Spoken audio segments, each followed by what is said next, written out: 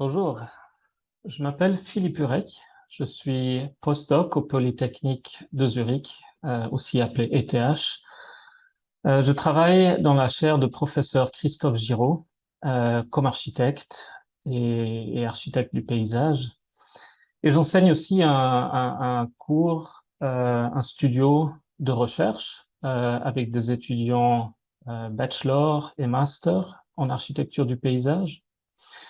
Euh, et je fais une recherche dans le contexte d'un module des villes futures, Future City Laboratory. C'est une plateforme de recherche sur, dans notre cas, des infrastructures bleues et vertes et thématisées à Antananarivo. Pour, euh, pour, pour parler de ces infrastructures, nous utilisons des techniques digitales. Il s'agit de modèles digitaux et nous travaillerons avec toute une série d'experts, mais aussi des étudiants. Et c'est dans ce contexte que nous avons demandé à l'IST de rejoindre notre aventure. Et je prépare avec ce vidéo une série de tutoriels pour permettre aux étudiants de l'IST de rejoindre le niveau des étudiants de l'ETH, au moins pour avoir les mêmes concepts au début pour travailler. Donc voilà, je vais faire donc un premier tutoriel pour expliquer comment fonctionne l'utilisation des données. Euh, Nous utilisons surtout des données LIDAR. Donc c'est des données qui ont été enregistrées par scanning laser. Dans ce cas, aujourd'hui, je vais vous montrer des données qui ont été reprises d'un scanner mis sur un avion. Donc, c'est des données aériennes, en fait, ce qui permet, qui a le grand avantage de prendre des mesures très précises de la topographie. Et naturellement, la topographie joue un très grand rôle dans la problématique des inondations et donc est très importante à Antananarivo. Ces données nous ont été données par le ministère de l'Aménagement à Antananarivo. Euh, Nous avons donc signé un contrat avec eux pour avoir ces données. Et je vais vous montrer tout d'abord la page de recherche de ce projet que vous pouvez aussi visiter donc sur fcl-tana.ethz.ch, ce qui explique la façon dont nous collaborons avec des différents modules de recherche, donc des work packages. Et les données que j'aimerais vous montrer peuvent être accédées par la même adresse en rajoutant modèle à la fin. Modèle. Et voilà. Et cela permet donc de rentrer dans ce modèle digital. Et aujourd'hui, je vous explique les fonctions qu'on peut utiliser pour travailler avec ces données. Donc, c'est des données qui sont toutes en forme de points. Donc, en utilisant la roue de la souris, je peux m'avancer ou par double clic. Si je fais un double clic sur un objet, je peux m'avancer sur l'objet. Ensuite, le clic le clic permet ensuite de faire une rotation autour d'un objet. Et, euh, et vous voyez en fait que chaque objet est composé de points. C'est des points qui ont donc été enregistrés par laser et qui ont été coloriés en projetant une image photographique sur ces points. Donc, cette combinaison, en fait, permet ensuite de visuellement reconnaître certains objets. Donc là, on est sur les rizières au sud de Antananarivo. Je recule un petit peu pour vous montrer le contexte. Vous reconnaissez ici les deux rivières, la Sisson sur ce côté, le Ikup sur la droite. Ici, nous avons le début de la colline avec la Rova dessus. Nous avons le lac Anus juste dans le petit onglet en haut à droite. Ensuite, la diagonale qui traverse la plaine et Anusiat placé au milieu. Au sud, on a la digue, une autre digue diagonale qui en fait sépare les deux rivières avec Soavine de ce côté. Donc, ce qu'on peut naturellement faire, c'est tout d'abord visiter ce modèle, comme je vous l'ai montré en double-cliquant. On peut se déplacer très vite et vous voyez comme quand je me rapproche, les données commencent à charger de plus en plus. Donc, en fait, il y a certains niveaux de détail. Plus que je me rapproche, plus qu'il y a de points qui sont chargés. Cela, naturellement, c'est une technique qui permet la navigation rapide sur l'ordinateur, mais aussi sur les téléphones mobiles. On peut aussi visiter ce site par téléphone mobile. Et pour accéder à plus d'options, vous pouvez utiliser cet onglet à gauche. Alors, tout d'abord, il y a une question de langue. On peut passer au français. Ensuite, cette question de numéros de points qui sont visualisés se trouve dans Apparence. Dans Apparence, je peux glisser cette barre et déterminer combien de points je veux visualiser. C'est une question qui dépend un peu de la machine. Si j'ai une machine très lente, je préférerais peut-être utiliser peut-être seulement 2 millions de points, ce qui devrait marcher sur la plupart des machines. Si j'ai une machine très rapide, je peux aller jusqu'à 10 millions de points visualisés sur l'écran. Ce qui naturellement ralentit un peu, mais le script est optimisé et du coup on peut très bien s'y orienter. Voilà. Et on peut aussi changer l'angle de vue, donc ça permet d'avoir une focale un peu plus grande.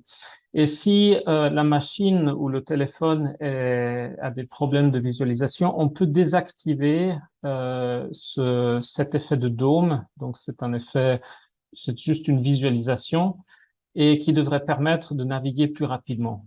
Souvent, c'est aussi, ça peut changer l'aspect du modèle et le rendre aussi plus très, très lisible en fait. Donc, activer ou désactiver comme cela vous semble bon. Il y a des petites options de comment cet effet est appliqué. Donc, on peut changer l'opacité ou tout ça. Peut-être plus important, c'est de savoir qu'on peut aussi changer le fond, donc de passer au gris, au blanc, ou bien d'avoir une sorte de ciel émulé. J'aime bien travailler dans le noir pour voir juste la différence entre les points et le fond du modèle. Euh, Ensuite, voilà, je vous laisse voir différentes options. Ça, c'est les plus importantes dans l'apparence. Il y a ensuite, je montre d'abord la scène avant de passer aux outils. La scène, c'est là où il y a tous les éléments qui ont été créés pour cette vue. Euh, on commence par les points nuages. Donc, un point nuage est en fait une appellation secondaire par rapport au LiDAR. Le LiDAR est pure information, mais si cette information est travaillée et transformée, alors on a un modèle de nuage de points. Et c'est ce qu'on voit ici, donc c'est comme ça qu'on l'appelle un point cloud. Et dans le menu, vous voyez qu'il y a plusieurs options. Il y en a une qui est allumée par défaut. Euh, Lors de la vidéo, maintenant, j'ai que ça, mais je vais encore ajouter le contexte plus grand pour avoir plus de contexte autour de ces tuiles. Donc, les tuiles ici que vous voyez sont à peu près 6 fois 6 kilomètres. Pas à peu près, très précisément, 6 fois 6 kilomètres, excusez-moi. Et il y a une option aussi qui s'appelle Watershed, qui est un autre modèle qui peut se charger en même temps. C'est une simulation. Euh, c'est une petite différence par rapport au modèle de LiDAR, c'est que celui-ci est généré entièrement par ordinateur. Et je vais aussi vous expliquer dans un prochain tutoriel comment fabriquer ce genre de simulation. Voilà. Et si on crée d'autres objets, ils vont apparaître ici. Si on crée des mesures, elles vont apparaître dans Measurements, etc. Il y a aussi une caméra, c'est la caméra que je suis en train d'utiliser. Si je change de position, je vais voir que la position de la caméra change ici. Maintenant, après avoir expliqué ça, je vais revenir rapidement après sur l'export. Il y a d'abord les outils qu'on peut utiliser. Et entre les outils, il y a tout d'abord les mesures qu'on peut prendre. Alors, je ne vais pas toutes les montrer, mais les plus importantes. Donc, par exemple, on parlait du fait que ce modèle est un modèle de mesure entièrement. Donc, chaque point est une mesure. Et un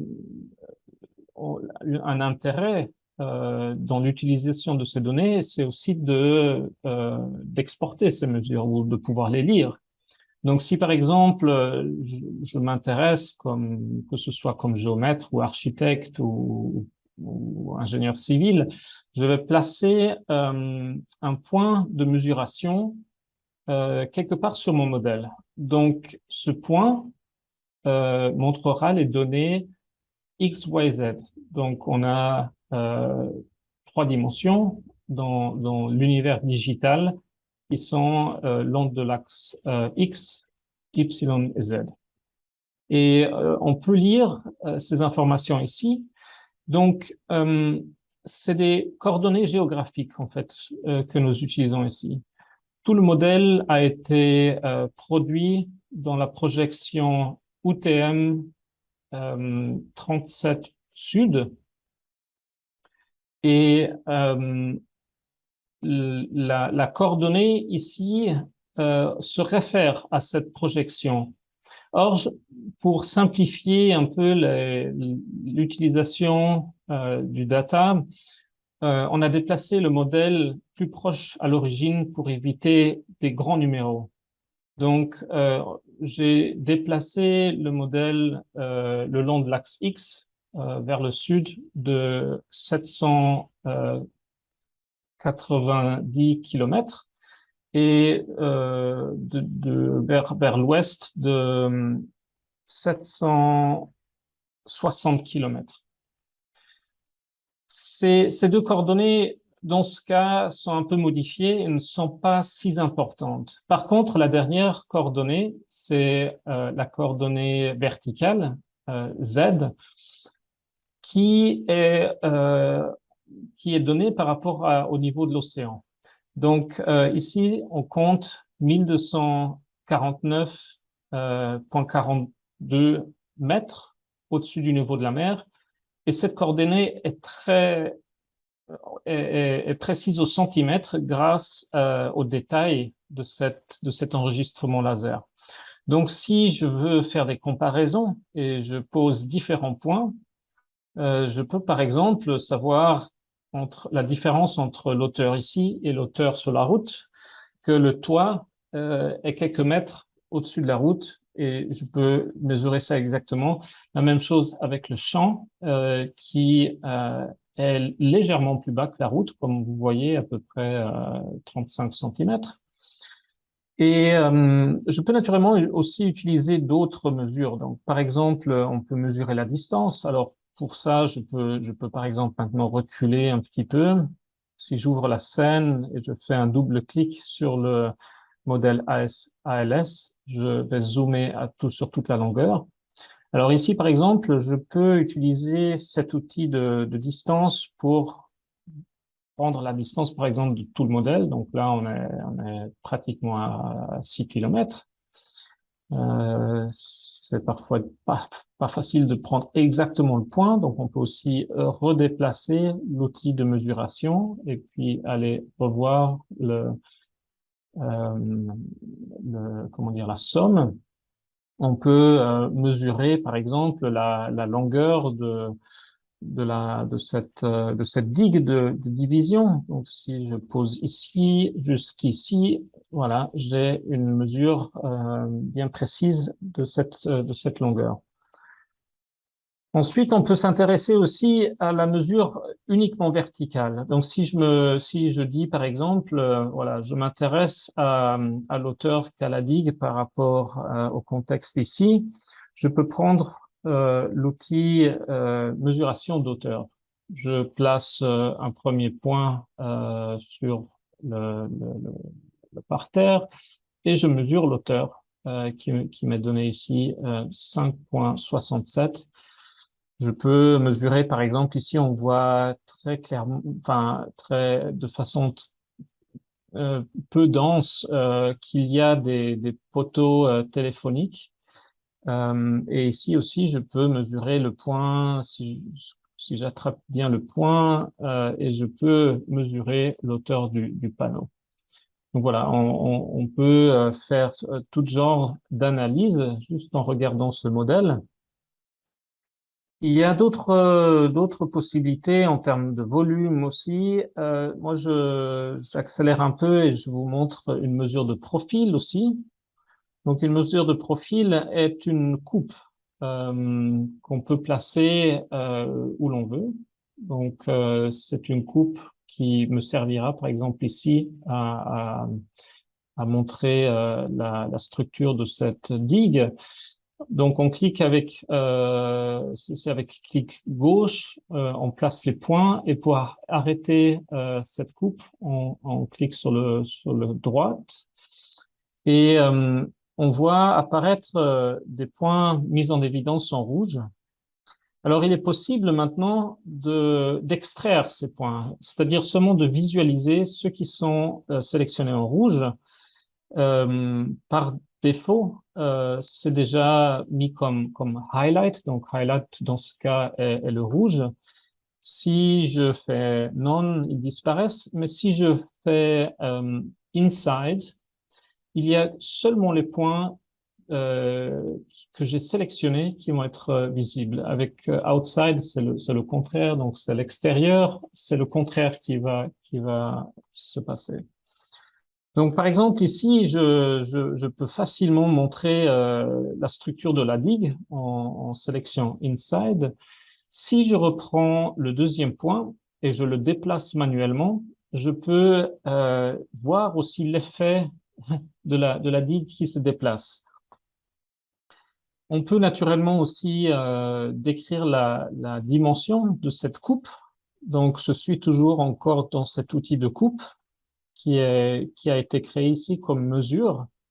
Et si je sélectionne cette mesure, je peux aussi euh, insérer la dimension, la largeur de cette coupe. Donc, si je dis 10 mètres, voilà, j'ai une coupe de 10 mètres de large. Alors, celle-ci, naturellement, peut s'étendre sur toute la longueur du modèle. Donc, on est dans le modèle, on verra les coupes. Et ici, on voit de façon très beau comment la coupe fonctionne sur une grande longueur ici. On voit les rizières qui sont un élément très plat. Et finalement, quand on arrive à la deuxième digue, on a de nouveau une coupe ici avec très probablement une rivière de ce côté qui est prise en fait entre deux digues. Et on voit aussi ici comme il y a des bâtiments qui apparaissent, des bâtiments et de la végétation. Donc c'est un outil qui aide énormément dans la compréhension du modèle. Et on peut combiner ici aussi de nouveaux mesures, par exemple de la digue verticale, etc. Si on veut effacer toutes ces mesures, il suffit soit de les désactiver ici, ou alors d'utiliser la suppression, et donc ça va remettre cette vue à zéro. Voilà. D'autres façons de regarder le modèle, c'est par exemple en mode orthographique. Et donc, ici, on est en perspective avec un certain degré de vue de la caméra. Et par contre, on peut passer en mode orthographique aussi, qui permet ensuite de regarder le modèle, vous voyez, comme une sorte d'isonométrie, d'axonométrie en fait. Et je peux choisir la vue de gauche, par exemple. Alors ici, on voit tout le modèle, euh, vue de gauche. Ça donne une coupe très longue, mais on peut reconnaître les différentes hauteurs ici de la ville. Pour le moment, le modèle n'a pas chargé, c'est pour ça que les points restent encore gros. Mais vous voyez déjà qu'il commence à devenir plus précis. Ensuite, peut-être plus intéressant, c'est la vue depuis le haut en mode orthographique. Donc ici, euh, une sorte de projection verticale comme une photo aérienne. Euh, Cette vue permet aussi de créer des zones actives ou inactives. Donc, je peux, par exemple, utiliser ce qui est appelé clipping et dessiner un carré. Je vais tourner en haut. Et puis, je vais tracer un carré en laissant appuyer la souris, le bouton de la souris gauche. Et ça permet, parce que maintenant, je peux utiliser de nouveau le highlight comme avant, comme pour la coupe, ou seulement la visualisation de inside. Et ça me permet, en fait, de, de, de seulement visualiser la partie qui est à l'intérieur du modèle. À ce moment-là, je peux aussi retourner en perspective et regarder de nouveau le modèle. Si je sélectionne la boîte, je peux aussi déplacer les différentes zones ou même faire une rotation, par exemple autour de l'axe Z, et ainsi créer une nouvelle coupe ou une autre exclusion en fait de la zone. Donc, c'est toutes des techniques qui permettent de découper le modèle. Et je pense que c'est aussi le grand avantage des modèles de points, c'est qu'on peut les découper comme un gâteau très facilement. Voilà. Alors ici, de nouveau, je peux aussi effacer tous ces éléments qui s'appellent clipping et revisualiser le modèle en entier. Alors, on a vu un peu les outils et maintenant une dernière. Non, il y a encore quelques options que j'aimerais vous montrer. Tout d'abord, c'est la visualisation du modèle lui-même. Donc, si maintenant je sélectionne le nuage de points, je peux aussi changer, bon, la taille des points peut-être, mais là, bon, le modèle est déjà préparé de façon qu'il fonctionne bien, donc on peut aussi les rendre plus petits. C'est une question un peu de comment on voit le mieux sur l'écran. Donc, je pense que 0.5 fonctionne relativement bien. Euh, On peut changer ensuite, par exemple, la façon dont les points sont visualisés. Plus qu'on s'y approche, enfin, ceux dans le fond, ils sont plus petits que ceux devant. Donc, c'est le mode adaptif qui fonctionne très bien.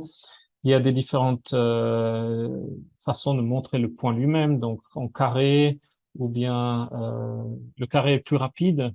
Pour certaines machines, c'est une aide, mais je préfère la façon circulaire parce que ça rend les images un peu plus rondes.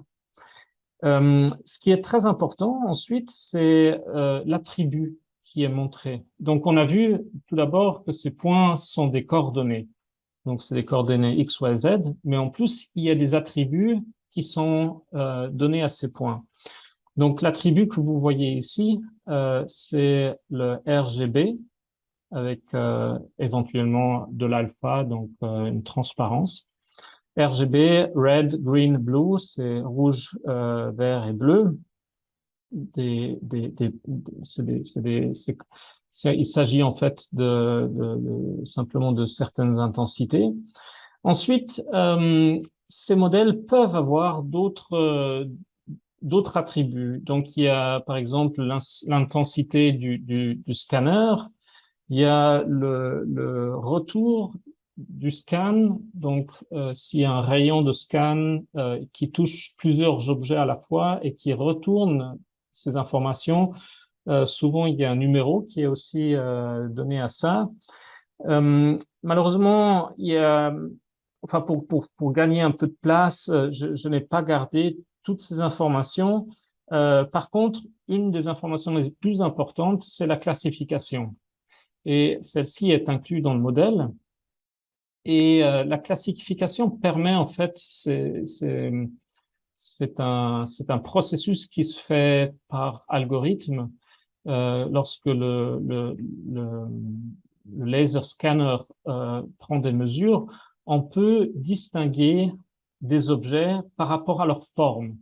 Donc, par exemple, la topographie il y a une façon de filtrer la topographie parce que c'est les points les plus bas dans une certaine zone. Donc, on arrive à la distinguer, par exemple, de l'arbre qui se trouve juste au-dessus. Ensuite, il y a des petites erreurs aussi dans la classification. Comme par exemple ici, vous voyez que ceci est très probablement une digue. On le voit peut-être même mieux derrière ici. On voit qu'il y a des continuités de digues. Et apparemment, le classificateur ici n'a pas très bien fonctionné et a classifié la digue comme élément hors sol, alors que c'est en fait du sol aussi. Donc, il y a parfois des erreurs, mais d'autres fois, ça fonctionne très bien et on arrive, par exemple, à distinguer les bâtiments des points, des points de sol qui sont, vous voyez, même comment on dit, des ruelles et des espaces très restreints à travers les habitations. Donc, cela permet en fait d'extraire ou d'analyser certains objets spécifiquement. Dans ce cas, malheureusement, le data est seulement classifié en deux termes, donc sol et pas sol. Il est possible ensuite, avec d'autres classificateurs, de continuer la classification, c'est-à-dire de distinguer, par exemple, entre les objets, par exemple, entre les bâtiments et la végétation, ou bien même en utilisant des algorithmes plus puissants, de distinguer, par exemple, les toits des façades, ou même de distinguer s'il y a assez d'informations sur les modèles, de distinguer, par exemple, les portes et les fenêtres et la façade. Donc, ça peut devenir des éléments très puissants. Mais ici, pour notre travail, cette classification de base entre topographie et pas topographie est absolument suffisante. Et on peut directement aller voir comment utiliser cette classification si vous rentrez dans la zone filtre. on peut aller voir quel genre de filtre il y a. Donc ici, il prend par défaut la classification un peu plus avancée. Donc il y a souvent des classifications euh, entre bâtiments, entre différents types de végétation. Donc s'il y a de la basse végétation ou de la haute végétation, il y aurait tout ça. Malheureusement, ces informations ne sont pas incluses. Donc, en fait, on a seulement deux classifications. On a les points qui ne sont pas classifiés, donc ceux-là en gris. Et si je les éteins, je les efface, je les cache tous. Et ensuite, on a le sol. Donc là, j'ai caché l'entier du modèle, mais je peux visualiser ou l'un ou l'autre. Donc, si on s'intéresse, par exemple, à tout ce qui est les questions hydrographiques et comment l'eau se déplace sur ce modèle, par exemple, on s'intéresserait surtout à la topographie. Naturellement, le problème ici, c'est que le scan n'est pas allé mesurer le terrain sous le toit, donc on ne connaît pas l'auteur du terrain. Parfois, le bâtiment est directement placé sur la topographie. Parfois, il y a peut-être la structure portante est peut-être insérée dans le sol, donc il faudrait peut-être l'enlever. C'est pas mesuré, donc on ne peut pas vraiment savoir qu'est-ce qui se passe là en dessous. Par contre, ce qu'on sait, c'est tout ce qui est visible. Donc ici, on voit très très bien la topographie, cette digue aussi. On voit cet espace à côté de la rivière. Donc ici, je pense qu'il s'agit du terrain de foot près du pont d'Anocisate, ou bien hein, c'est probablement plutôt ici. On voit par exemple cette entrée, il y a une sorte de petite rivière, la rivière Sauvin qui contribue à l'Icoup. Et on voit aussi la topographie nue d'Anocisate, donc sans les bâtiments. Et ceci nous permet en fait de faire des analyses ensuite. Alors, une autre façon de visualiser les points, plus que classification et couleurs, c'est de les montrer par élévation.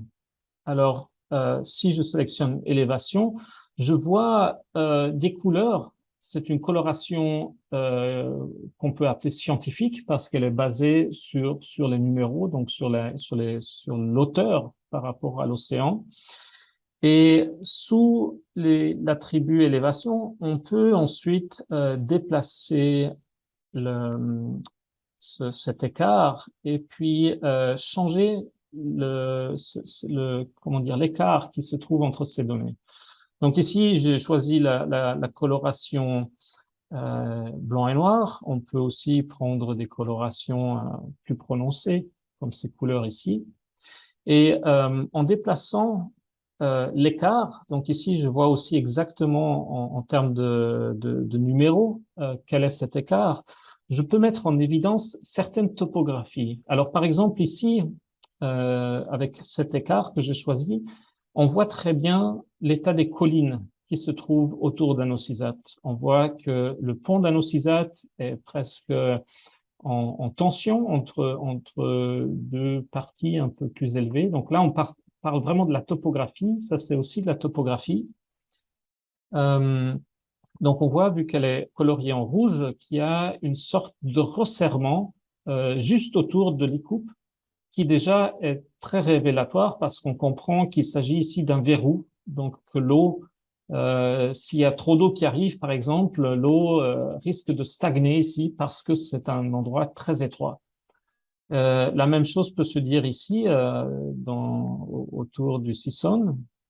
Et si on lit les bouquins historiques, on comprend que c'est très possible que ce passage a été créé par main d'homme, donc que la colline avant était passante et en fait que le Sisson rejoignait les coupes à peu près à cette hauteur.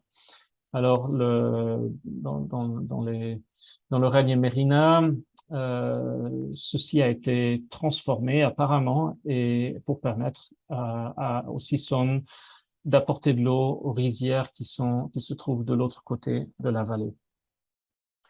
Alors, je peux naturellement changer encore cette visualisation, euh, augmenter ou réduire l'écart.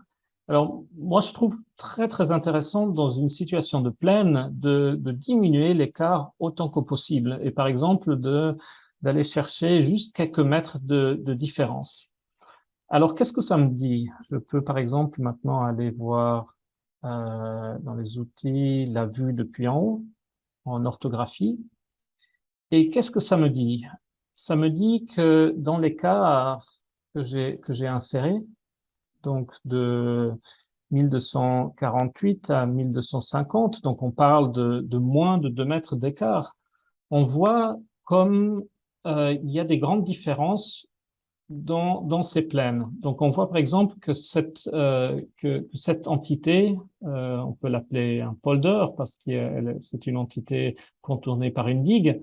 Cette entité est beaucoup plus basse que celle d'à côté. Donc ici, on voit par exemple les champs de riz sont légèrement plus hauts. Alors, dans mon modèle, les points ne sont pas encore complètement chargés, c'est pour ça qu'il a l'air incomplet. Je peux aussi l'augmenter jusqu'à 10 000, comme ça, il va charger tous les points et ma vue, si j'attends un petit moment, va se compléter et va me donner une image fantastique sur la composition des champs. Donc ici, on voit très clairement comment il y a certaines parties qui sont plus basses en bleu et certaines parties plus hautes en jaune ou vert. Et on voit très bien comme la digue crée une sorte d'anneau autour de ces champs et qu'il y a certaines sortes d'îles qui apparaissent. Donc on voit par exemple, ça c'est une ferme. On voit aussi des zones qui sont un peu plus hautes ici. Et soudain, juste à côté, ça c'est le système de canal qui se trouve à côté, qui est visiblement plus bas et pour cause, car naturellement, il doit euh, enlever l'eau de ces systèmes. Donc, il y a de l'irrigation, mais il y a aussi de l'évacuation des eaux. Alors cette partie, cette visualisation, soit dite scientifique, permet de mettre en évidence les topographies et de lire très précisément le territoire. Avec les étudiants de l'ETH, nous allons commencer avec ce modèle aussi. Nous allons visualiser euh, des différentes euh, des différentes formes qui se trouvent dans le territoire, donc en termes de qu'est-ce qu'il y a comme forme d'agriculture, en termes de champs par exemple, ou en termes d'îles, comme ces îles de ferme par exemple, sur lesquelles il y a des bâtiments, ou bien on peut regarder la forme des digues, par exemple, qui sont aussi variables. Il y a des digues avec différentes hauteurs et différents fonctionnements.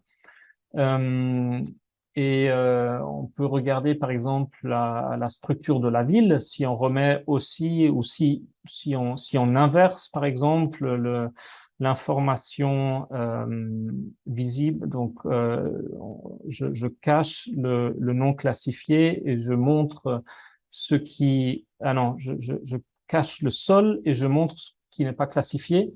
Et soudain, je vois tous les éléments qui sont bâtis, en fait. Donc là aussi, on peut encore aller changer l'auteur et on se rend compte, comme par exemple, il y a cette forme très très belle d'aménagement qui permet en fait de voir par exemple tous les différents toits à différentes hauteurs. On voit par exemple même la forme des toits. Ici, c'est le dégradé montre en fait que le toit n'est pas plat, mais monte et descend.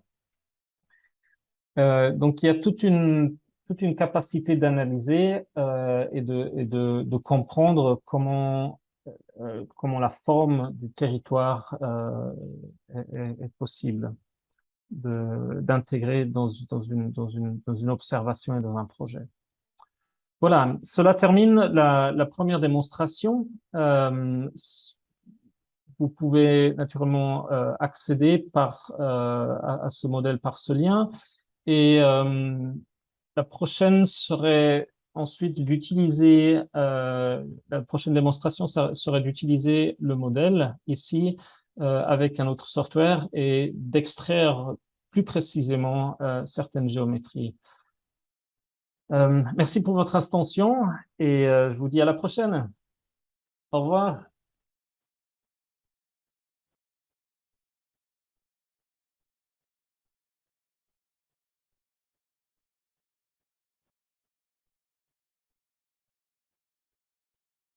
Bonjour et bienvenue à la deuxième partie de ce tutoriel sur la digitalisation des points en utilisant des points nuages, des modèles de points nuages. Et aujourd'hui, j'aimerais vous parler d'un deuxième software, un software de transformation, d'editing, appelé Cloud Compare. Cloud Compare est un programme libre d'accès développé par l'Université de Grenoble et il permet en fait de manipuler, de transformer, d'analyser les données LIDAR enregistrées soit par scanner terrestre, soit par scanner aérien. Et pour expliquer, pour entrer un petit peu dans le sujet, je vais juste montrer une petite présentation de quelques slides seulement. Voici. Voilà. Alors, je vais rester dans ce mode-là. Ce que j'aimerais vous montrer aujourd'hui, c'est comment segmenter un modèle, c'est-à-dire comment le découper. Ici, par exemple, vous voyez déjà une image représentant le modèle digital autour d'un tel niveau, et vous voyez une série de coupes qui ont été insérées le long de la rivière du Cou. Et en fait, ce qui nous intéresse un peu dans notre approche, c'est d'utiliser le data qu'on a enregistré avec des méthodes de relevé, donc de relevé par scanner, dans notre cas plus spécifique, mais en général, on peut parler de photogrammétrie, aussi une autre approche. Ceci est la première étape ici, et ensuite de transformer ou préparer le modèle pour qu'il devienne une sorte de modèle source. Donc c'est un modèle qui représente l'état actuel des lieux en termes géométriques naturellement. Et ensuite, une dernière étape qu'on ne va pas avoir aujourd'hui, car elle est plus spécifique aux designers, à ceux qui font la conception et la transformation. Il y aurait un passage de modelage pour passer du modèle source au modèle alterné.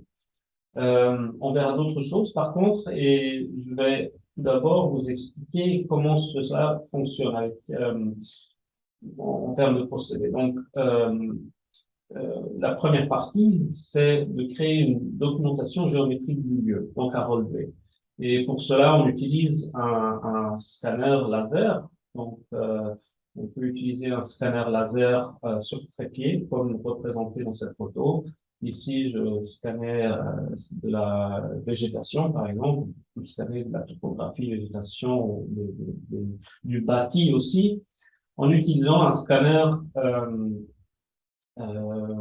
terrestre. Donc, il est posé sur un trépied et il fait une rotation et prend des relevés de façon aléatoire. Donc, il traverse l'espace et enregistre.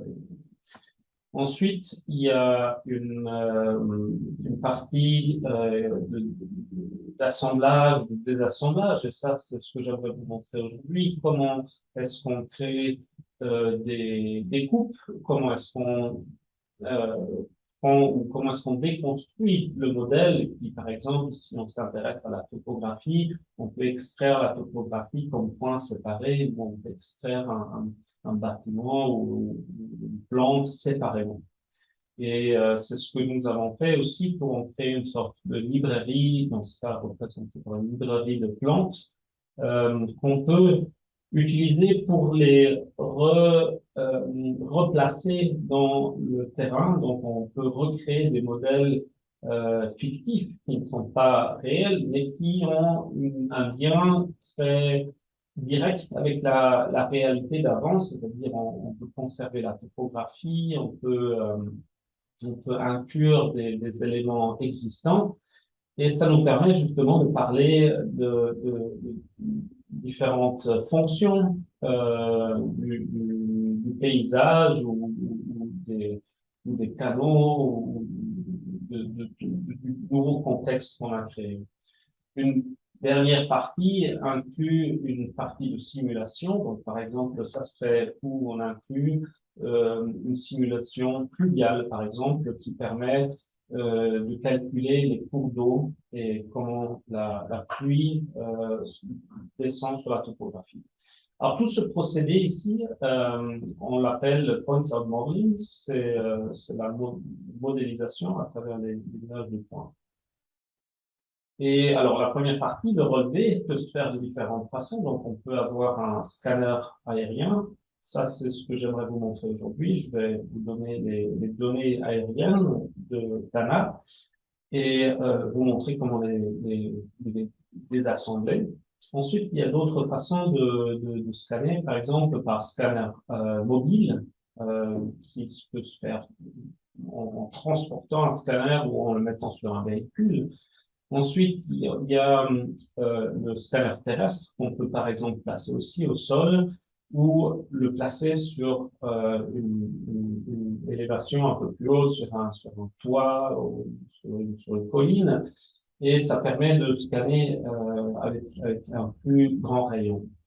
Et comme vous voyez dans le transact ici en dessous, cette documentation géométrique faite à travers le laser permet d'avoir une description très précise du paysage. Donc, on reconnaît certains types de végétation, on reconnaît toutes ces modulations de la topographie. Ici, on voit par exemple qu'il y a un tas de terre à côté ça c'est une ligne de ferroviaire qui a été aménagée. On voit aussi que le terrain a été coupé avec une élévation, et puis on reconnaît justement la forme de palmiers, de différents types d'arbres inclus dans cette coupe.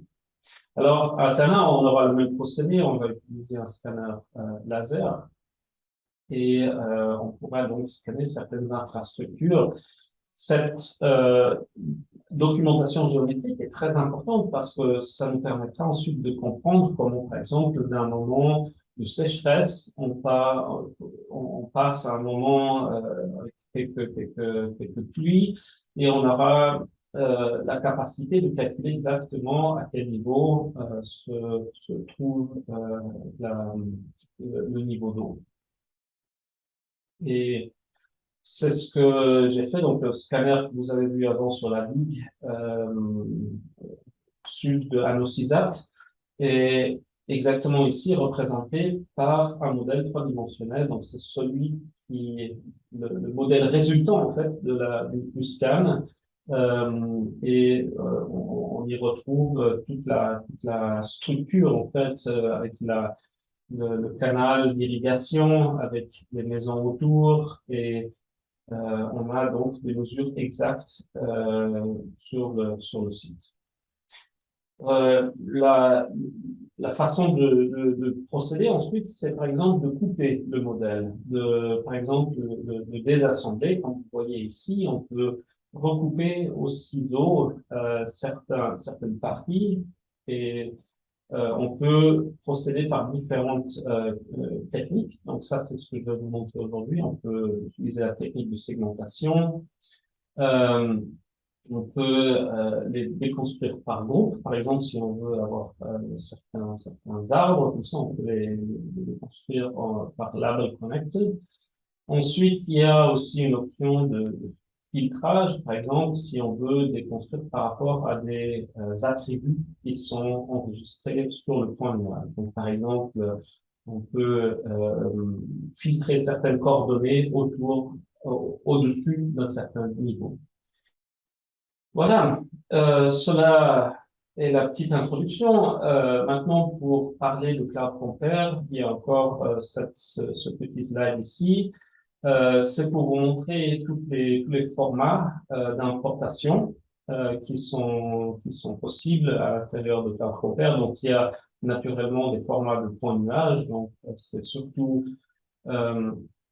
surtout le deuxième ici, on appelle ça ACI, c'est les données brutes en fait qu'on peut inclure. Donc c'est normalement en format texte ou bien certains formats dérivés. Il y a sinon les formats LAS et LAZ qui sont très communs. Donc c'est aussi comme ça que je vais vous envoyer les données. Ensuite, il y a toute une série d'autres formats qui, par contre, sont aussi, par exemple, des objets. Donc, par exemple, ici, on peut avoir des géométries multiples de type point, mais aussi de type, comment dire, triangle, enfin, modèle triangulé. Et ensuite, on a par exemple les formats DXF, que peut-être vous connaissez par les softwares CAD, et etc. Donc, il y en a certains qui sont naturellement plus utiles, qui sont plus utilisés. Notamment, on utilisera soit le format natif de Cloud Compare, qui est .bin pour enregistrer les projets, ou alors LAS ou LAZ pour sauver le projet à la fin.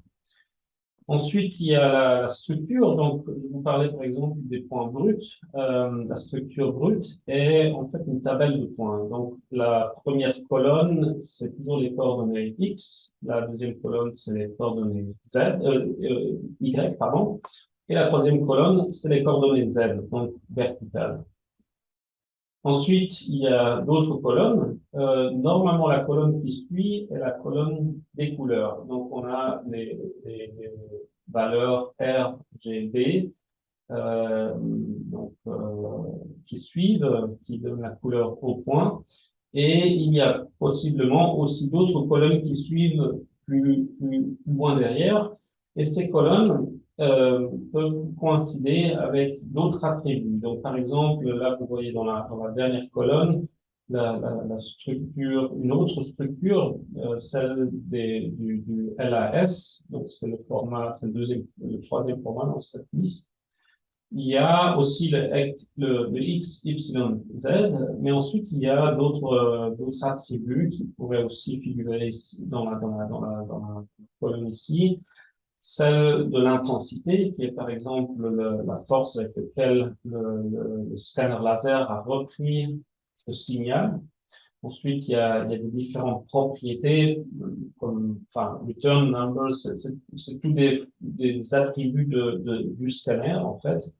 Il y a la classification qu'on va regarder aujourd'hui, c'est-à-dire le type du point. Il y a une possibilité de donner un attribut sémantique, donc en fait une définition. Est-ce que c'est un bâtiment? Est-ce que c'est de la terre? Est-ce que c'est de la végétation?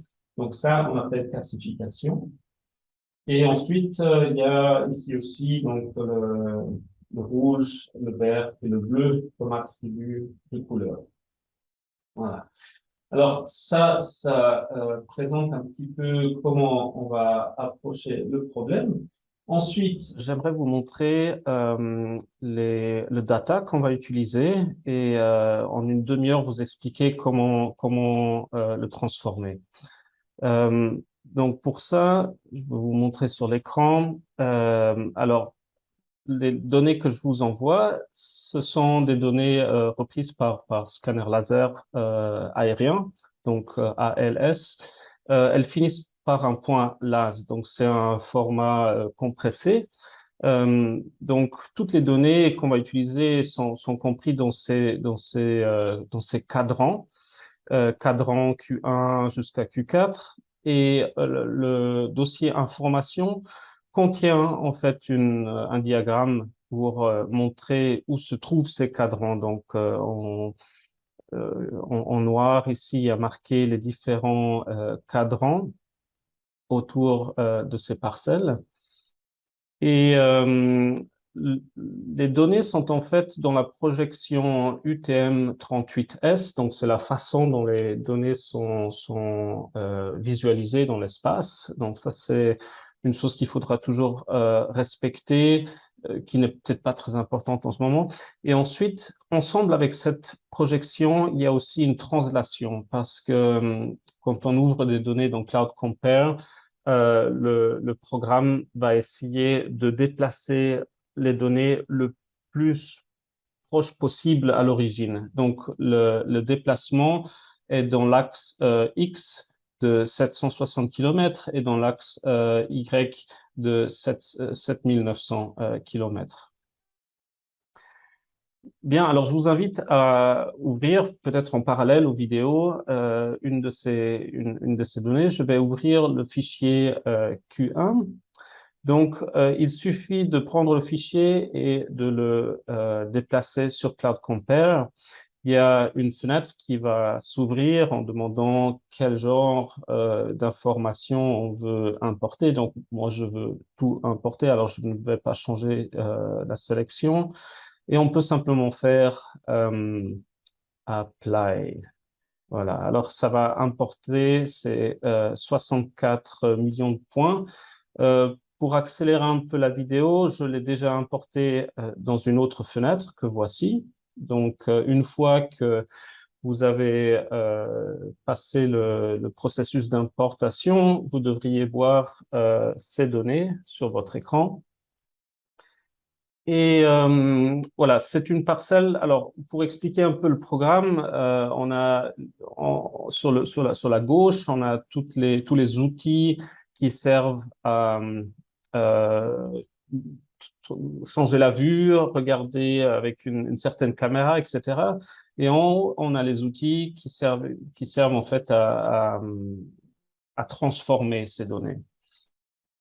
Cloud Compare est un programme développé par l'Université de Grenoble et est surtout un programme d'analyse des points.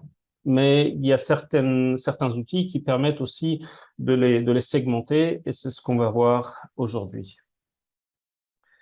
Mais avant tout, j'aimerais passer par les outils qu'il y a ici sur la gauche. Donc, on voit différents outils qui vont peut-être ouvrir une fenêtre aussi, comme par exemple la caméra qui permet de changer l'angle de vue et tout ça. Euh, Peut-être plus important encore, c'est le mode de vue. Donc, on peut passer de projection orthographique à la perspective. Ça va changer un peu la façon dont on voit le modèle. La perspective, naturellement, donne une meilleure sensation du modèle trois-dimensionnel. Par contre, ça va être plus difficile de le découper. Donc, moi, je conseille toujours de rester dans la projection orthographique pour ensuite la voir, par exemple, d'en haut. Alors là, vous avez simplement la touche pour aller en haut ou sur le côté. Donc là, on voit presque la coupe, en fait. De l'autre côté, et puis aussi les projections axonométriques du modèle vu depuis le bas et depuis le haut. Voilà, alors ça c'est un peu ces touches. Moi je trouve dans ce genre de modèle, enfin je vais vous montrer comme ça, on va travailler avec surtout la vue d'en haut pour faire le premier découpage. Euh, pour une petite caractéristique que vous allez observer en naviguant dans ce modèle, c'est que plus on s'approche au point nuage, plus qu'il se dissipe. Et ça, c'est naturellement lié à la propriété du modèle qui est fait de points. Et à un certain moment, on arrive à un moment où les points se dissipent. Alors, pour les rendre toujours visuellement visibles, on peut monter ici en haut à gauche. Il y a avec la souris, on active une sorte de petite fenêtre. Et alors, l'astuce est d'agrandir la dimension des points afin de pouvoir toujours les voir. On peut les diminuer lorsqu'on est très loin et puis on peut les augmenter lorsqu'on s'approche. Comme ça, on a toujours quelque chose de visuel sur l'écran. Voilà. Et le premier outil de découpage que j'aimerais vous montrer, c'est la découpe manuelle qui est représentée par un ciseau. C'est la segmentation simplement. Ici, il est désactivé, c'est parce que je dois d'abord, dans la fenêtre de l'arborescence, sélectionner le modèle que j'aimerais découper. Alors, ne sélectionnez pas le dossier, mais bien le point nuage représenté par ce petit nuage. Lorsque j'active l'objet, je vois aussi ses propriétés. Donc, par exemple, je vois que l'objet a une dimension de 3 km fois 3 km. Donc, ces unités sont données en mètres. Et la dimension verticale, donc l'auteur, est de presque 100 mètres. Ensuite, oui, j'expliquerai les autres choses après. Pour le moment, sélectionnez donc le modèle et utilisez maintenant l'outil de segmentation. L'outil de segmentation va ouvrir une petite fenêtre en haut à gauche de votre écran et il y a différents outils. Alors, ça commence par la pause parce que lorsqu'on rentre dans ce mode, vous pouvez noter que en déplaçant la souris, en cliquant, on n'arrive plus à bouger. Et c'est parce qu'on est rentré dans le mode de segmentation. Pour se redéplacer et pour choisir de nouveau un angle de vue, il faut mettre la pause. On peut réutiliser le déplacement, etc. Et une fois la vue resélectionnée et remise, on peut désactiver la pause et continuer le découpage. Alors, moi, je conseille d'utiliser la vue verticale depuis le haut. Et ensuite, on pourrait utiliser une polyligne existante. Alors, on n'en a pas, donc on va passer à la prochaine case qui est celle de faire une sélection rectangulaire ou polygonale. Je commence par la rectangulaire. Celle-ci me permet de créer un rectangle que vous voyez en vert.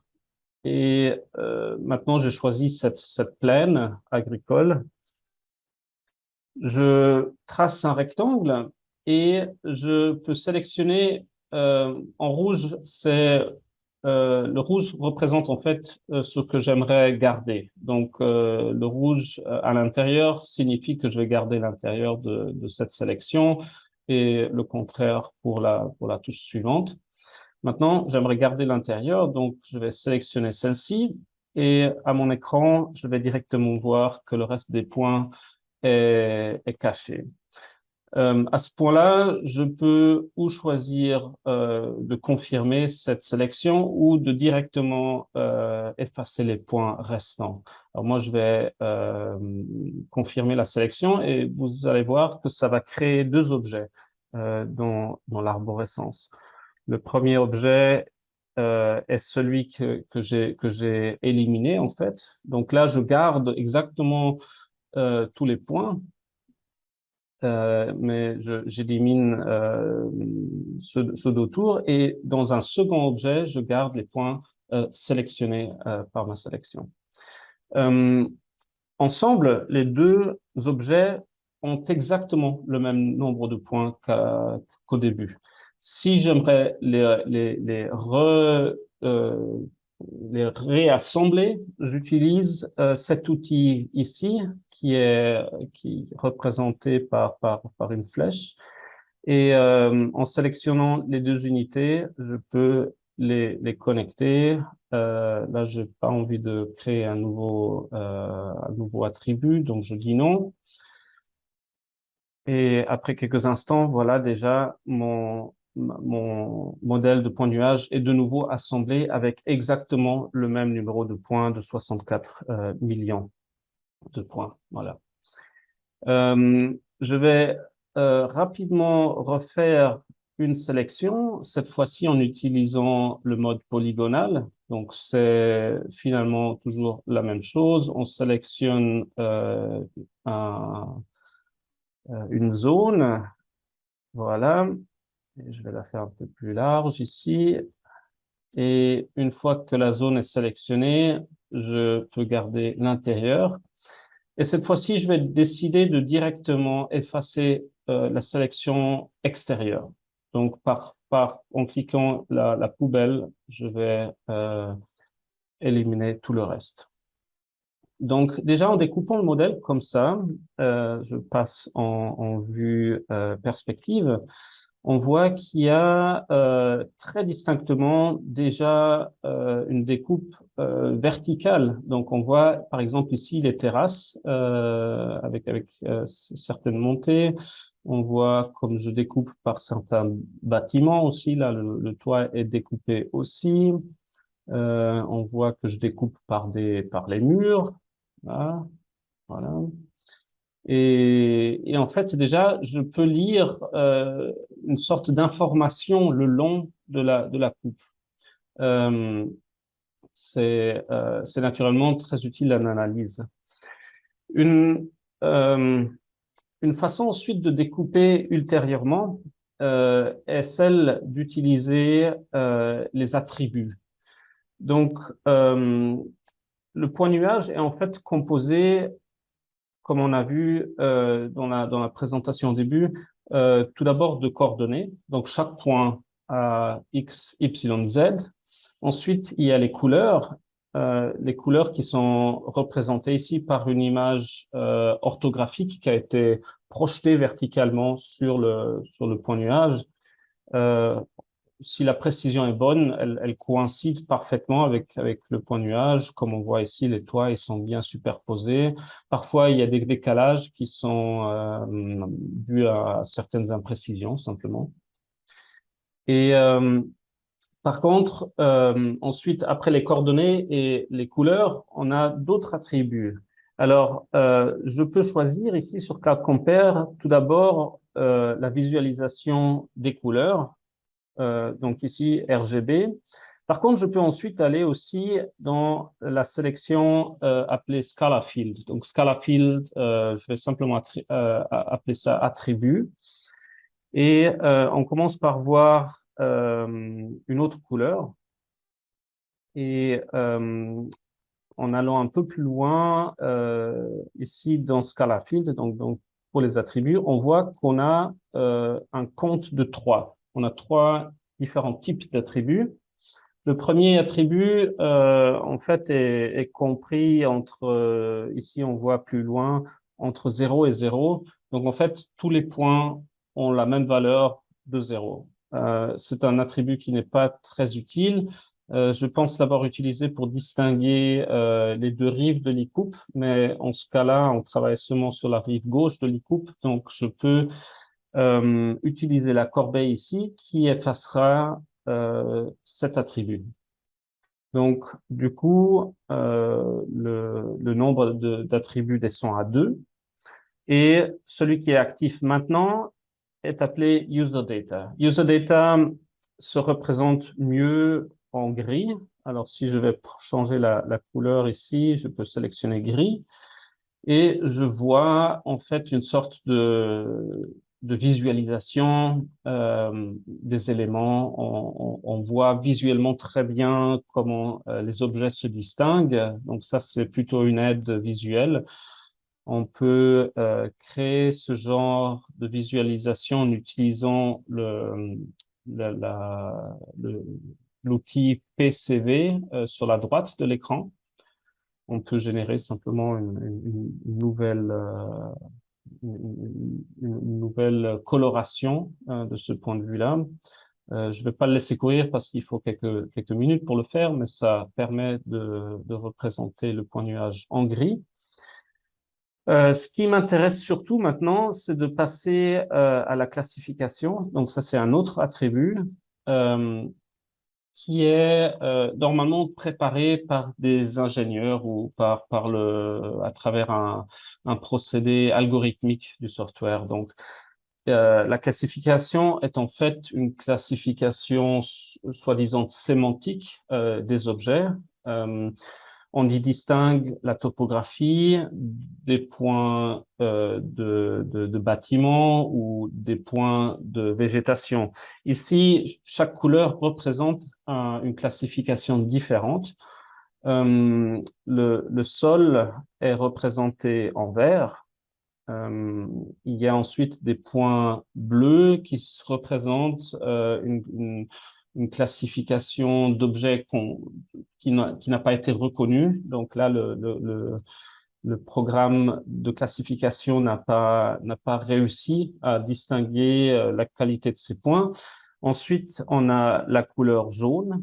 Euh, qui représente surtout les arbres, mais ensuite il y a des problèmes de classification où, par exemple, on voit très bien ici des camions qui ont été classifiés erronément comme végétation.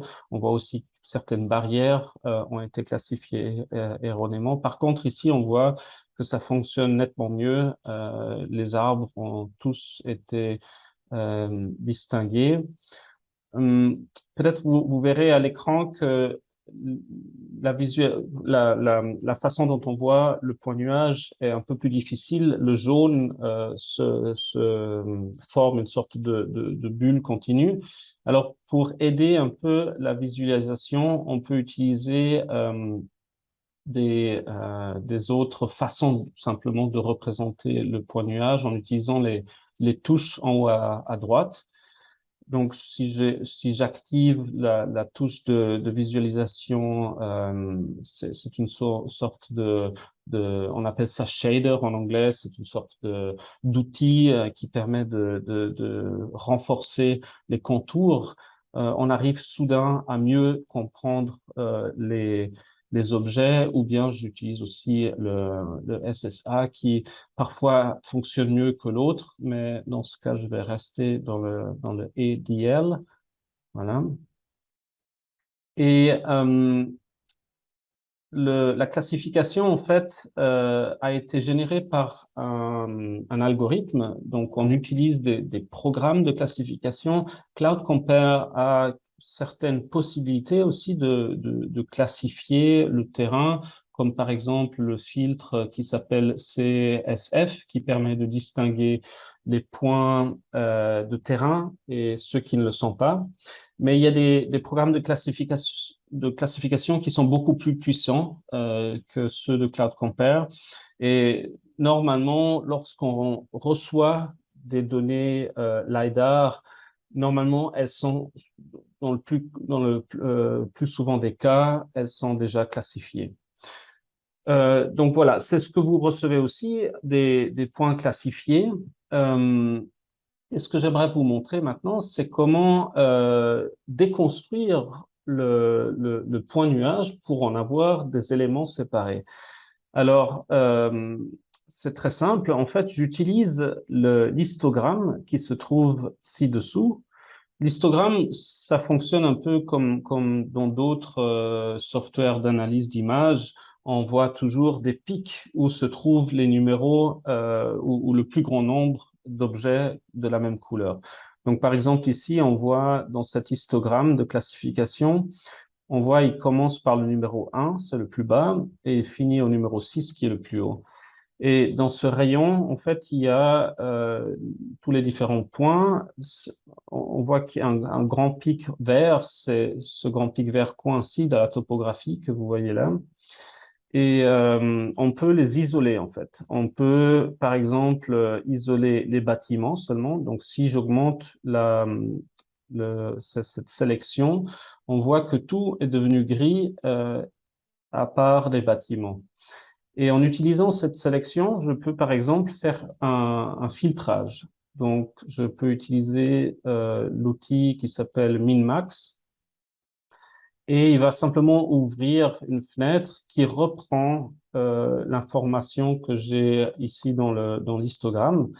Je peux aussi la rentrer manuellement et dans ce cas, je sais que les bâtiments ont une valeur 6, donc je pourrais très bien aussi entrer la valeur de 6 à 6 que je peux exporter comme éléments séparés. Et voilà, j'ai les bâtiments qui sont exportés séparément. Je peux aussi retourner à la façon de les représenter en RGB. Donc voilà, on les a en couleur. Euh, Cela permet de les cartographier, par exemple, de créer des contours. On peut utiliser un outil de sélection que voici. Il s'appelle Cross Section et on peut en extraire, on peut recréer des contours de ces bâtiments en utilisant ce tool. Euh, on va pas faire ça dans cette démonstration. Pour le moment, il s'agit surtout de vous montrer un peu les capacités de segmenter ce nuage de points. Je peux retourner à l'objet qui contient l'ensemble des points et rentrer euh, et extraire un autre attribut, celui de la topographie. Donc, si je redéplace la sélection dans l'histogramme, je peux me concentrer seulement sur les points topographiques. Et là, j'utilise le même outil, min-max, pour exporter les points de valeur 2. Donc là, de nouveau, je pourrais utiliser juste le 2, demander export, et me voici avec tous les points de la topographie. Euh, Ce que j'aimerais faire comme prochaine chose, en fait, c'est analyser plus concrètement la topographie. Et maintenant, elle est représentée par le bleu parce que elle montre tous les points d'attribut 2. Et je pourrais naturellement changer aussi la façon dont ceux-là sont représentés, mais étant donné qu'il n'y a qu'un seul attribut, la couleur sera toujours constante. Pour changer de couleur et faire ressortir certaines caractéristiques de cette topographie, je vais utiliser un autre attribut. Euh, Maintenant, on a deux attributs. Je vais en ajouter un troisième en allant dans la case Edit, Scala Fields et Add Constant. Non, pardon. Euh, Export Coordinate to Scala Field. Donc, on va exporter les coordonnées comme attribut. Euh, Juste comme parenthèse, je m'excuse, j'utilise le programme en anglais. Par contre, on peut trouver Cloud Compare aussi en français, étant donné que c'est développé par une université francophone. Alors, en exportant l'attribut Export Coordinates to Scala Field, je peux sélectionner l'attribut vertical, donc celui qui m'intéresse le plus. Comme ça, je vois la topographie en verticale. Et vous voyez déjà qu'il y a d'autres couleurs qui s'affichent à l'écran. C'est les couleurs qui représentent la topographie. Donc, on voit déjà qu'autour de cette basse plaine, il y a voilà, les collines remontent en terrasse avec une digue ici au sud.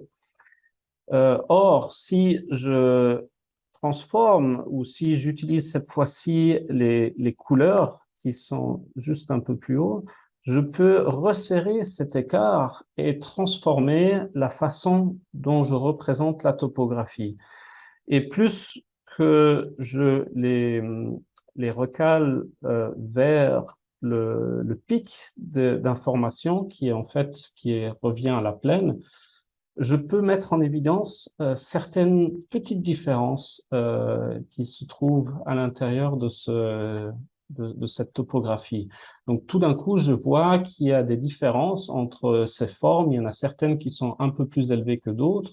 Je peux par exemple aussi reconnaître ici sur le bord les terrasses qui sont un peu plus élevées que les autres. On voit qu'il y a certaines sorties avec des champs qui se trouvent toujours encore au milieu.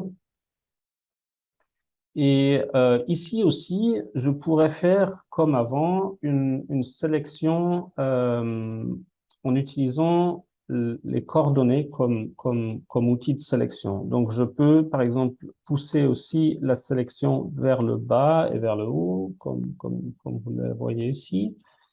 Et en faisant ça, je peux aussi utiliser le même outil de filtrage min-max. Et cette fois-ci, je laisse les coordonnées comme telles ou alors je peux dire, je vais les arrondir. Faisons ça. Disons que j'aimerais prendre les coordonnées de 1248 jusqu'à 1249. Comme ça, j'ai, comme ça, j'extrais exactement 1 mètre de verticalité. Ici aussi, je peux faire export et maintenant, il va m'exporter seulement le tronçon qui se trouve dans cet écart de 1 mètre. Et là, je peux rendre un peu plus fin la visualisation. Et tout d'un coup, je vois comme cette topographie est représentée par une composition très précise en fait de points de coordonnées. Ceci conclut la deuxième partie de cette démonstration avec l'utilisation des points nuages. J'espère que ça vous a intéressé. Je me suis réduit au minimum pour expliquer la segmentation. Il y a beaucoup plus de fonctions encore sur la découpe de coupe ou bien la division par élément. Il y aura naturellement la possibilité d'échanger plus longuement pendant le workshop sur le site. Sinon, je vous conseille d'aller voir les pages YouTube. Il y a énormément de vidéos de présentation sur l'utilisation de Cloud Compare et son application, que ce soit dans la géologie, la foresterie, le génie civil ou l'architecture, comme dans mon cas. Merci pour votre attention et à bientôt.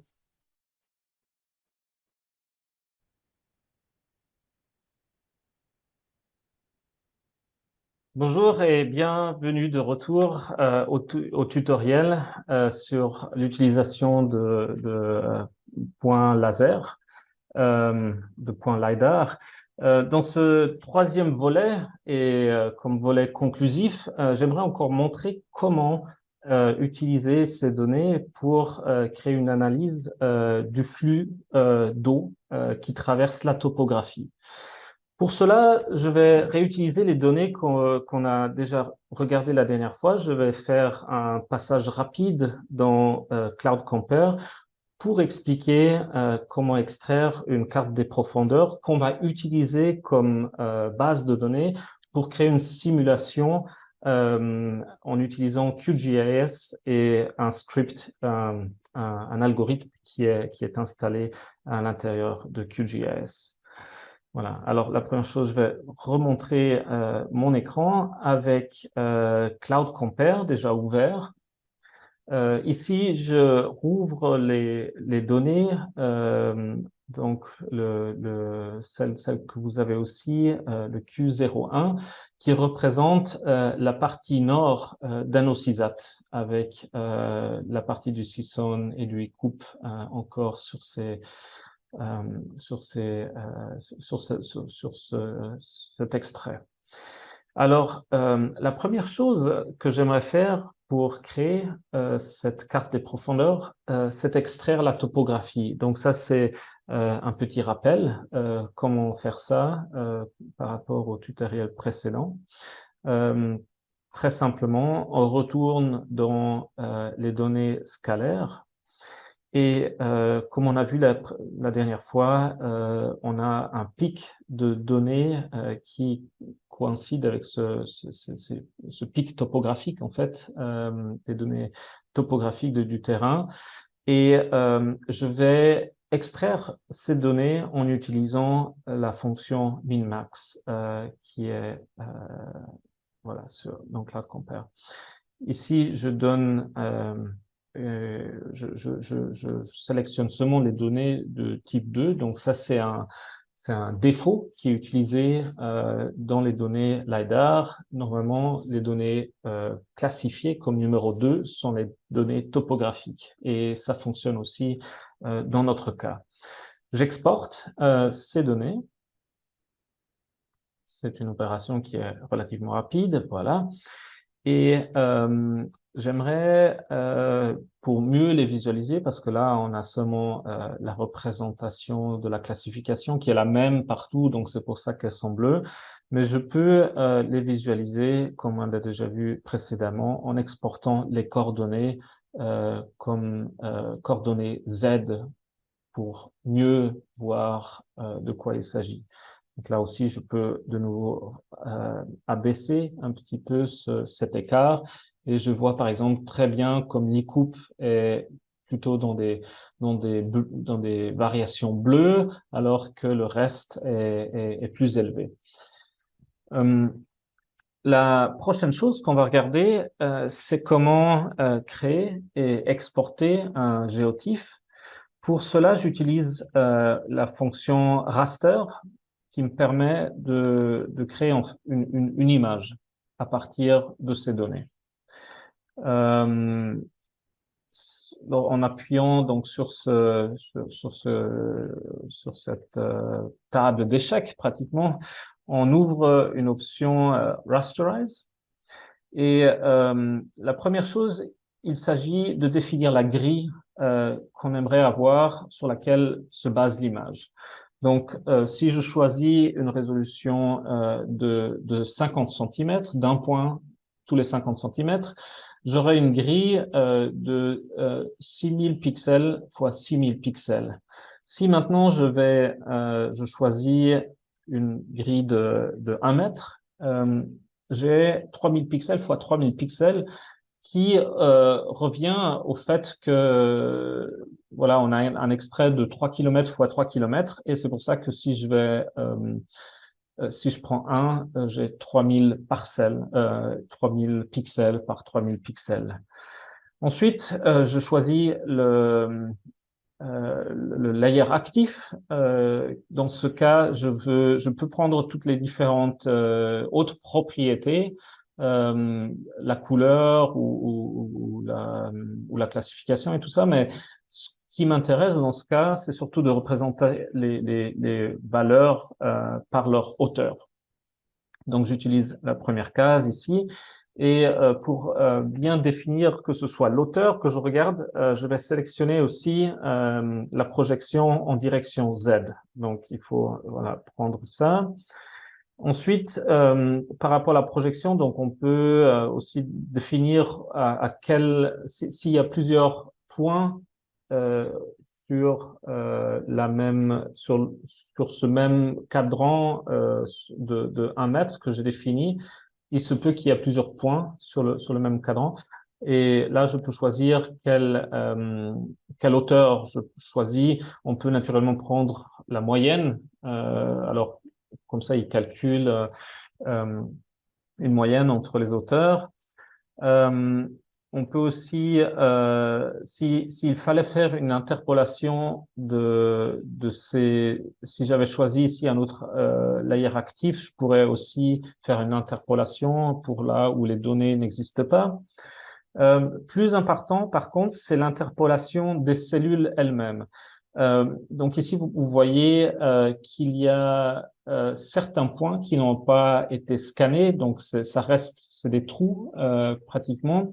Ici, parce que c'est un bâtiment qui recouvrait la topographie, et dans le cas de l'ICOUP ou du CISON ou aussi de cet étang ici, l'eau n'a pas été scannée. Et du coup, il faut, pour créer un modèle numérique ou bien une géodonnée continue, il faut utiliser l'interpolation des cellules. Là, j'utilise les options données par défaut et je vais créer ici, je vais simplement cliquer sur Update Grid et il va me créer une image qui a la résolution de 3000 pixels x 3000 pixels. Je pourrais naturellement choisir ici un demi-mètre de résolution et ça va prendre plus d'espace, ça va être naturellement aussi une grille plus dense et du coup un, des données plus précises, mais en même temps aussi plus denses, peut-être plus difficiles à utiliser. Il m'a créé une image simplement rouge, mais en fait, je pense qu'il y a un des coins qui n'a pas été interpolé localement, donc il doit y avoir une donnée qui est très basse, peut-être à niveau 0 au niveau de la mer, et le reste des données est à 1250 mètres, comme on connaît à Tana. Et c'est pour ça qu'ils sont tous représentés en rouge. Mais on a bien choisi ici l'auteur enfin une grille d'auteur. Du coup, on a certainement sur les autres grilles ici l'information de l'auteur. Pour l'exporter en géotiff, je vais cliquer sur raster. Là, on voit aussi entre parenthèses géotiff. Et je pourrais choisir les couleurs, mais ce qui m'intéresse particulièrement ici, c'est d'exporter l'auteur du terrain. Et je peux faire OK. Et je vais utiliser, je vais copier cet endroit ici et je vais sauvegarder mon raster dans le même dossier. Voilà. Alors, ça me crée un fichier raster. Là aussi, c'est un fichier géotiff, donc il est positionné dans l'espace. Il y a les données sont de type 32 bits, c'est-à-dire qu'il n'arrivera pas à la représenter visuellement dans les programmes qu'on utilise normalement pour regarder des images. Par contre, je vais utiliser maintenant, je vais ouvrir QGIS et je vais ouvrir cette donnée raster. Voilà, ça c'est l'interface QGIS. QGIS c'est un programme d'analyse SIG. Il est libre d'accès, on peut le télécharger et je conseille à vous aussi de l'installer. Il y a, j'aime beaucoup QGIS parce qu'il intègre d'autres outils qui sont accessibles sur d'autres plateformes. Donc, comme il y a par exemple Saga GIS qui a aussi toutes des techniques d'analyse qui sont intégrées dans QGIS. Il y a aussi GRASS qui a toute une série de fonctions. Et on va aussi utiliser pour la simulation des flux d'eau, on va utiliser une fonction produite dans GRASS. Maintenant, la façon meilleure, je trouve, pour ouvrir une donnée, c'est simplement de la glisser à l'intérieur de l'image. Voilà. Alors, il va m'ouvrir cette géodonnée. On voit ici le gradient qui est utilisé pour représenter les données. Donc, tout est blanc, hormis, vous voyez peut-être tout en petit, il y a 2 pixels qui sont noirs. Donc, je pense que c'est ces 2 pixels qui sont faussés parce qu'ils sont beaucoup plus bas que le reste de la topographie. Mais ça nous dérange pas plus que ça. Ce qu'on peut faire pour changer un peu la représentation de la topographie, c'est avec clic droite, ouvrir les propriétés et de changer l'échelle par rapport à l'auteur que nous connaissons. Donc, c'est à Tana, on parle de 1240 à peu près, jusqu'à 1260 dans la plaine. Quand j'applique cette dimension, je peux représenter les points. Je peux aussi utiliser une échelle de pseudo-couleurs. Ça peut peut-être permettre une analyse. Voilà, j'utilise par exemple le spectral. Ah là, il faut que je remette 1240, on a dit 1260. Voilà. Ici, par exemple, je vois que c'est la rivière qui est en rouge et les collines qui sont en bleu. Moi, j'aime beaucoup avoir l'eau qui est représentée en bleu. Donc, je vais simplement inverser le gradient. Comme ça, afin d'avoir les collines en rouge, je peux changer un petit peu la représentation. Je crois 45 et faisons 65 là. Voilà, ça aide déjà mieux. Ça aide déjà mieux de mieux représenter les rivières. On voit l'Icoup de nouveau qui est plus bas ici, la Sisson qui est plus haute. Une autre représentation encore qu'on peut faire, c'est en utilisant le relief, hillshade en anglais. Et là, c'est lorsqu'on choisit cette représentation et on l'applique, on représente en fait le relief, donc la lumière qui vient d'en haut. On peut changer ça naturellement, on peut changer. euh, alors si je change là, je vois que la lumière vient verticalement. Je peux augmenter comment dire, l'angle ou le diminuer, peut-être c'est mieux. Voilà, et ça change en fait l'inclinaison de la carte. Alors, bon, les données par défaut sont pas si mauvaises. J'ai l'impression que ça fonctionnait très bien comme ça. Je vais juste laisser comme ça. Et juste euh, invariablement par rapport à tout ce qu'on choisit ici, c'est une représentation des données, seule une représentation et pas la transformation des données. Les données restent toujours les mêmes. Donc ça, c'est important à se rappeler. Par contre, on peut utiliser, par exemple, cette carte. Je la trouve très bien parce qu'elle représente de façon très belle toute la topographie avec les différentes terrasses et les différentes îles ici de la topographie. Donc, je peux exporter aussi cette carte seulement pour utilisation de visualisation. Je peux la sauver dans le dossier que j'ai ouvert avant. C'est pas celui-là, c'est celui-ci. Et je peux exporter le relief. Donc là, je peux directement coller les données. Je vais quand même définir un nom aussi. Donc, je vais l'appeler relief. Voilà. Je sauvegarde et là, de nouveau, je peux. Alors, on a choisi pour le raster, on a utilisé une grille de 1 mètre pour 1 mètre. Je vais garder la même. Et ensuite, on peut utiliser une petite compression. J'utiliserai pas la haute parce qu'elle n'est pas compatible avec tous les programmes. Par contre, si on utilise une low compression, une petite compression, celle-ci est assez bien pour sauvegarder les données. Voilà. Donc, je peux cliquer OK. Si je laisse le cocher ici, il va directement m'ouvrir aussi cette carte que j'extrais. Voilà, il la sauve. Et comme prochaine chose, donc j'ai un relief qui est représenté ici. Ouais, voilà. Euh, la, la prochaine chose, par contre, on va utiliser maintenant un script pour simuler le flux d'eau. Donc, on aimerait savoir ici dans quelle direction se déplace l'eau. Et pour cela, on utilisera le script qui s'appelle r.watershed. Qui fait partie du composant Grass. Je peux faire un double clic.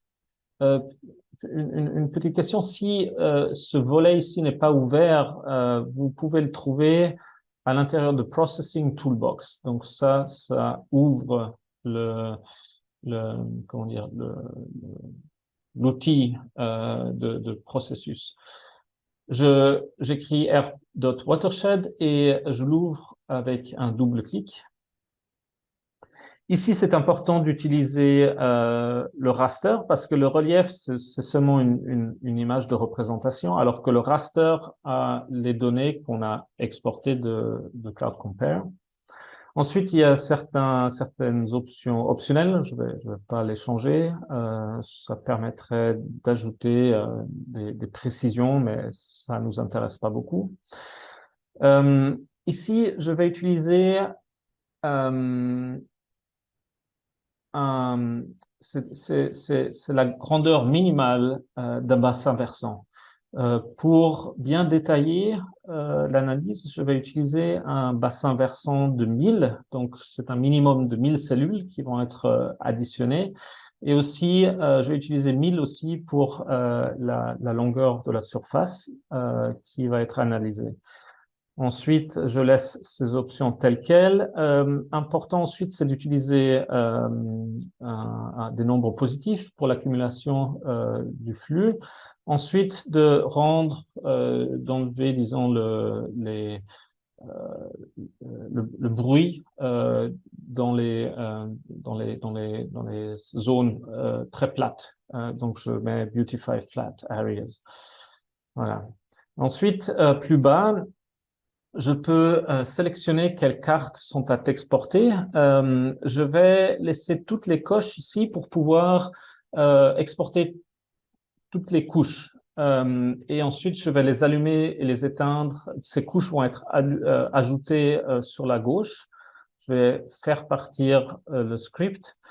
Euh, Comme ça, les couches que j'ai sélectionnées vont être calculées. Maintenant, il va me donner un certain temps. Normalement, ça prend, j'imagine, une minute à peu près pour exporter toutes ces données. Et il va me créer sur le côté gauche du programme ici, dans la liste, simplement, il va ajouter de nouvelles couches. Entre-temps, vous voyez, il y a certains messages qui ont été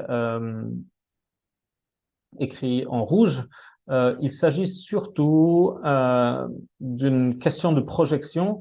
Je n'ai pas donné de projection, je crois, dans le raster, mais étant donné qu'on reste toujours dans dans le même format, c'est pas vraiment un problème. Je pourrais rajouter naturellement une projection UTM 84 qu'on utilise dans Atana, par exemple.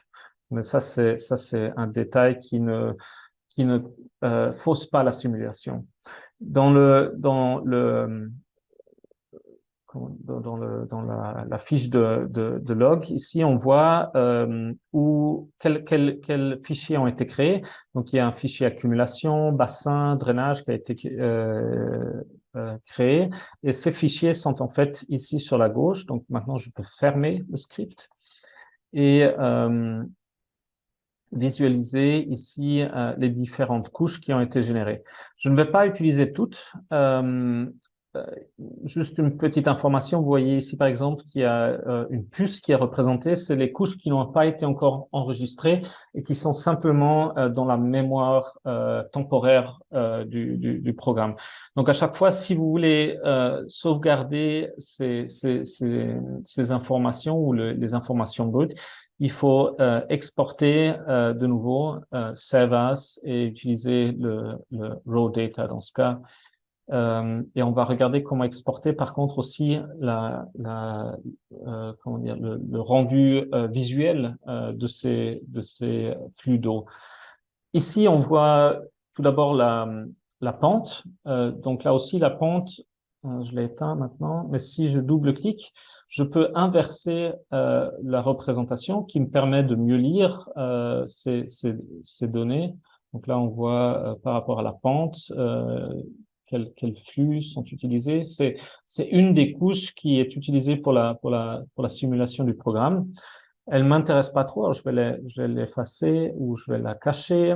La direction du drainage, donc c'est là aussi une question. Peut-être on peut utiliser une autre représentation. Si je fais ça, par exemple, il devrait m'indiquer la direction dans laquelle va l'eau. si je fais par turbo, voilà, il va me donner en 360 degrés, il va me donner la direction dans laquelle tente la pente est tendancielle.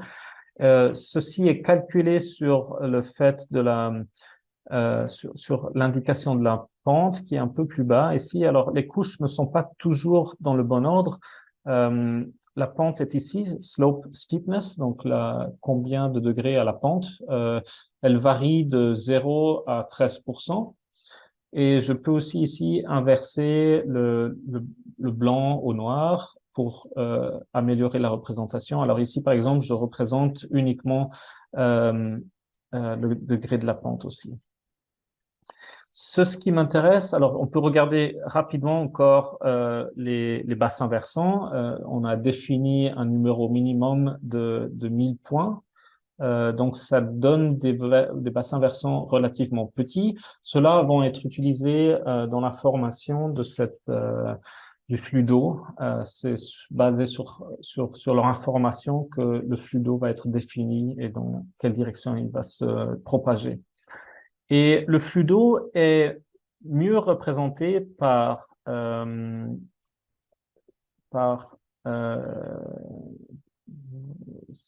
se trouve ici, c'est number of cells that drain through each cell. Donc, ça veut dire le numéro de cellules qui traversent une autre cellule. Donc, en fait, on parle d'accumulation. Il va calculer, le programme va calculer la cellule de base et dans quelle direction la cellule basée sur la topographie, dans quelle direction les cellules se déplacent et il va les sommer ensemble. Donc, si le flux ici, on le voit très bien, il devient de gris à blanc. On voit que l'eau se déplace dans cette direction. Or, c'est très difficile de lire toutes les informations parce que la somme est logarithmique. On a une condensation très haute de la somme des cellules dans un fin filet de la rivière. Et j'aimerais pouvoir représenter un peu mieux ces données. Alors, ce que je vais faire, c'est utiliser un calcul de raster qu'on trouve dans raster calcul, et je vais appliquer une échelle logarithmique qui me permettra de mieux lire l'information. Donc, j'utilise le log 10. Ensuite, c'est le nombre de cellules que je veux regarder. Donc, je fais un double clic pour l'ajouter dans l'analyse ici. Je ferme ma formule et je la sauve aussi dans mes données comme fichier log. Voilà. Et je l'appelle log. Donc, c'est une représentation logarithmique. Donc,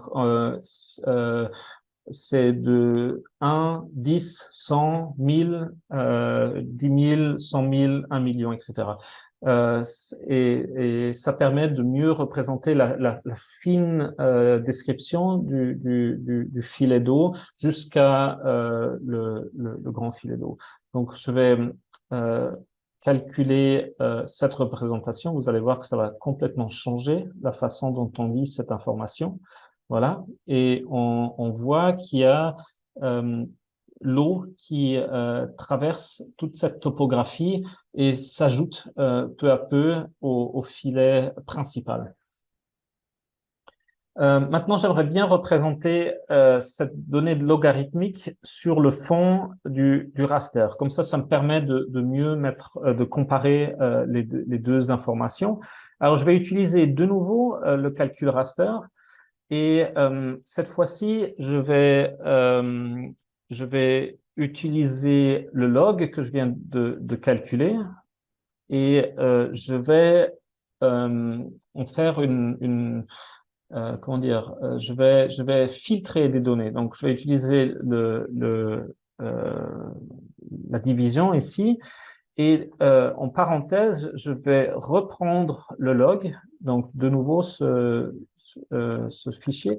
Par contre, je vais seulement me limiter, donc égal ou plus, à un log majeur à 4. Donc, il y a l'échelle, vous la voyez ici, le log va de 0 à 6, mais j'aimerais seulement prendre les cellules qui ont le plus d'informations, donc c'est-à-dire 4, ce qui coïncide à 4, ça serait log 4, c'est 10 000, donc log 1, c'est 10, log 2, c'est oui, log 0, c'est 1, log 2, log 1, c'est 10, log 2, c'est 100, log 3, c'est 1000, et log 4, c'est 10 000. Voilà.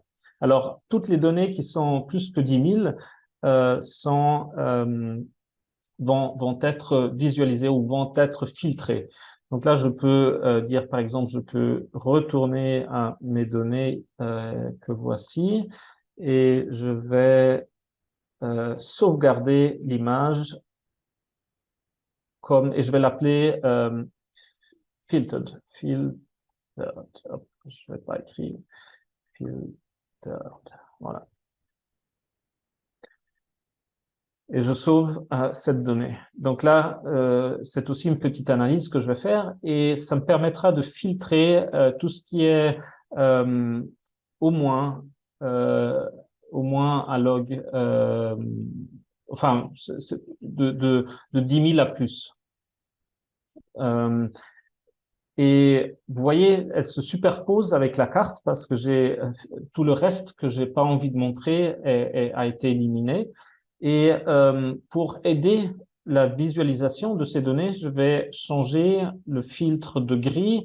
Je vais le transformer en pseudo-couleur et je vais utiliser le spectral pour montrer dans quelle direction va le flux principal. Donc là aussi, je crois que c'est mieux de l'inverser. Comme ça, on voit le rouge qui coïncide au numéro le plus grand. Donc ça va être de 4, on a filtré tout ce qui est en dessous, jusqu'à 6,6. Donc c'est plus d'un million de points. Et la couleur qui va être correspondante va du bleu au rouge. Donc j'applique ça. Et maintenant, je peux lire sur la topographie dans quelle direction s'accumule l'eau. Donc on voit qu'elle commence du bleu. Je peux peut-être aller là tout au fond. Du bleu, elle passe au vert. Du vert, ça passe lentement au jaune. Et plus de cellules s'accumulent, plus que mon cours d'eau va tourner vers le rouge et va suivre la topographie et va simplement choisir la direction la plus basse pour se déplacer. Euh, Maintenant, on peut exporter cette dernière couche, c'est la dernière chose qu'on peut faire ici, et aussi comme image de rendu ou simplement comme raw data qu'on peut utiliser dans d'autres programmes. Et cela permet de faire, par exemple, d'imprimer simplement ces données et de les visualiser sur une carte. Euh, Avant de conclure, j'aimerais discuter juste ce qu'on vient de faire parce que on voit que dans cette topographie, les cellules qui s'additionnent ont tendance de s'écouler dans la partie la plus basse du polder, donc on s'attendait un petit peu à ce résultat. Par contre, je vois aussi une erreur, donc il faut toujours considérer la simulation avec faut être très critique par rapport à ces résultats. Et ici, on voit que, par exemple, le cours d'eau sort à un certain moment du polder et se déverse à l'intérieur d'un oscillate. Donc, ici, il s'agit clairement d'une erreur. Et l'erreur s'explique très simplement parce que dans les données topographiques, malheureusement, on n'a pas représenté correctement la sortie d'eau. La sortie d'eau n'a pas été modélisée et il faudrait en effet inclure cette information, donc faire une encoche de traverser ces données et cela va complètement renverser la transformation du flux. Voilà. Ça conclut le tutoriel, la dernière partie de cette démonstration en utilisant les données LiDAR pour manipuler et analyser le terrain, pour y calculer un flux d'eau aussi. J'espère que ces informations vous seront utiles dans vos prochaines études et je vous remercie beaucoup pour l'attention et euh, espérons à très bientôt. Au revoir.